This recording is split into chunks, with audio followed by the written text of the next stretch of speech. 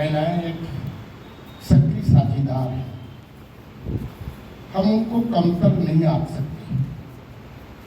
ये कहा जाता है कि सृष्टि की रचना प्रभु ने की है, हम उनको बहुत हल्के में नहीं ले सकते और ये भी नहीं कर सकते कि नारी का कहीं किसी तरीके से योगदान नहीं। आज राष्ट्रीय स्तर पे हो, अंतर्राष्ट्रीय स्तर पे हो, विज्ञान में हो, साहित्य में हो, गीत में हो, संगीत में हो, खेल जब वो सम्राट का या राजा की भूमिका में रहती है तो परिवार अनुशासित होता है और बिना उनके परिवार का चिराग जल नहीं सकता। और जो छोटे तो गलत करते थे, वो बेटी भी है, बहन भी है, माँ भी है, पत्नी भी है, प्रेमिका भी है। अगर हम उसको ये गलती से चबों की दासी समझ लेंगे तो उस परिवार के सत्यानाशी का मार्ग प्रशस्त होगा। इसलिए बचना चाहिए। आज नारी का सम्मान ये कि हम उनको नारी के साथ साथ कहते हैं नारी नहीं नरो से गद्दारी का ऐलान न माना जाए। अब तो बेटे भी कर जाते हैं घर के रुखसत, अब तो बेटे भी कर जाते हैं घर से रुखसत।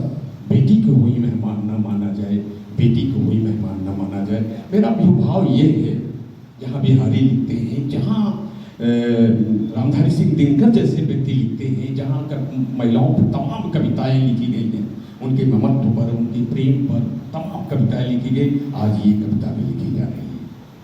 मैं एक बात कहना चाहता हूँ, मैं अभी कभी पढ़ रहा था कहीं कि पूरी दुनिया में महिलाओं का सर, पूरे दुनिया में विकास का जो स्विंग है, प्रगति का जो स्विंग है महिलाओं की दृष्टि से, वो भारत की महिलाओं का सबसे आगे है, सबसे आगे है। ये मैं नहीं कह रहा हूँ, ये निष्पक्ष की एक रिपोर्ट कह रही है जो पिछले दिनों खबर में छपी थी।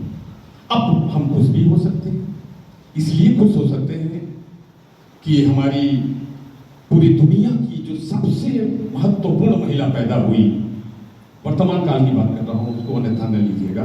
आप जानते हैं वो संसार में सबसे ज्यादा वेतन पाने वाली महिला जो मिनटों में वेतन लेती है, उन्होंने अपने साक्षात्कार में लिखा है,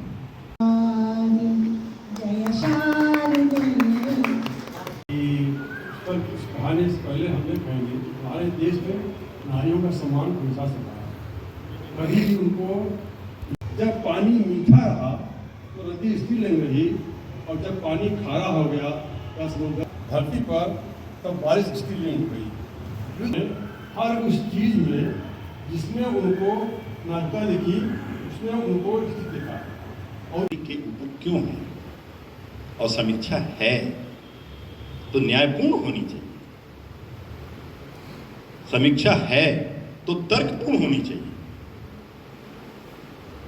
एक धोती में लिपटी हुई औरत की तो अपेक्षा है,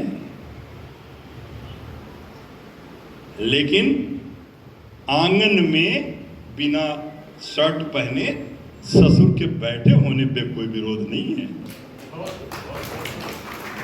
कोई विरोध नहीं। जब देवर अपनी भाभी से बदतमीजी करता है तो घर का बुजुर्ग ये नहीं कहता है कि ये तुम गलत कर रहे हो, हंसता है कि वो उसका अधिकार है। जब एक जीजा अपनी साली से बदतमीजी करता है तो बुजुर्ग विरोध नहीं करता है, पुरुष विरोध नहीं करता है, पुरुष कहता है कि वो उसका अधिकार है। हमने समाज यही बनाया है जहां पे भोजपुरी गीतों में औरतों की इज्जत लूटी जाती है। कभी विरोध नहीं हुआ, कभी विरोध नहीं। तो एक न्यायाधीश से अगर आप पूछोगे तो सुनोगे,